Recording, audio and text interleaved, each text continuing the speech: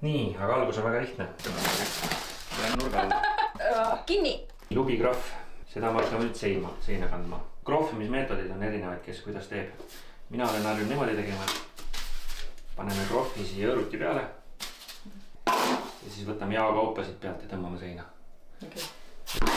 Hopp, niimoodi keskele kokku ja siis siit järjest võtta ja seina panna. Üks variant on otse selle pealt tõmmata seina, kui on siuke hästi ettevalmistatud pind. Mul Pekka teeb nii. Ja nüüd? Ja nüüd ka seina. Kus sein on? Ei, ma arvan, et te võite kohvipausile minna, ma hakkan tegema. Ja 5 minutit hiljem. Nüüd, kui meil on krohv seina kantud, siis meil on kriitilistesse kohtadesse vaja armeerimisvõrk. Ja üks sellistest kriitilistest kohtadeks on siin selja taga see roomati liitekoht. Selle piiri peale. Märja krohvi sisse. Surume ta niimoodi.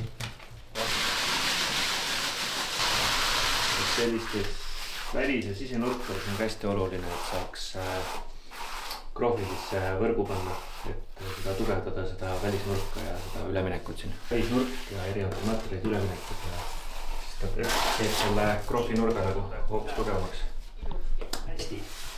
Hästi võrgutate.